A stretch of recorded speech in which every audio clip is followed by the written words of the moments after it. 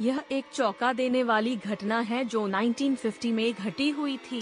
उत्तर प्रदेश के रानी बाजार गांव में एक राम प्रकाश तिवारी नाम का आदमी रहता था। उसकी 5 साल की लड़की थी, उसे कैंसर की बीमारी थी और उसकी कई जगह से इलाज कराने के बाद भी वह जिंदा न बच सकी। रात के 1 बजे उसकी मौत हो गई। उसी रात को एक दूसरे गांव में मोहिनी नाम की एक औरत की ट्रक से टकराने की वजह से मौत हो गई।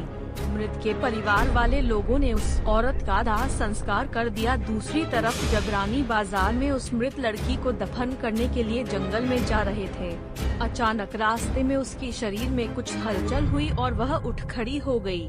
लोग यह देखकर डर गए, लेकिन बाद में उस लड़की को जिंदा देखकर उसके परिवार वाले लोग बहुत खुश हो गए। लेकिन लोगों को यह पता नहीं था कि उस लड़की के शरीर को किसी और की आत्मा ने जकड़ लिया है। उस 5 साल की लड़की के अंदर मोहिनी की आत्मा घुस चुकी थी।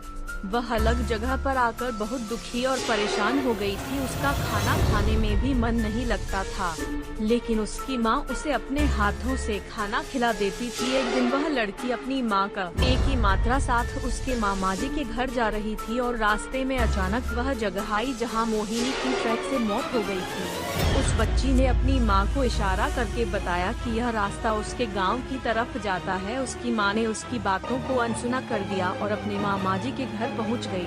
उसके मामाजी के घर के पास मोहिनी के गांव की एक औरत सिमरन किसी काम से आई हुई थी। मोहिनी की आत्मा ने उसको पहचान कर उसको आवाज देने लगी। सिमरन को लड़की के मुख से अपना नाम सुनकर आश्चर्य हुआ।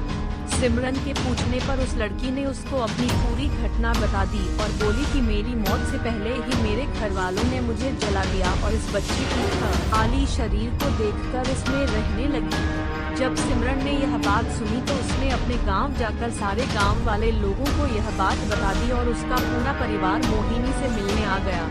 उस लड़की ने सबको पहचान लिया और वह अपने पूरे परिवार के साथ अपने गांव चली गई और उसने वापस रानी बाजार आने के लिए मना कर दिया।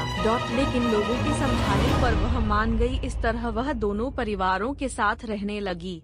इस कहानी से पता चलता है कि कभी किसी की अधूरी इच्छा पूरी ना हुई हो तो उसकी आत्मा किसी और के शरीर में जा सकती है।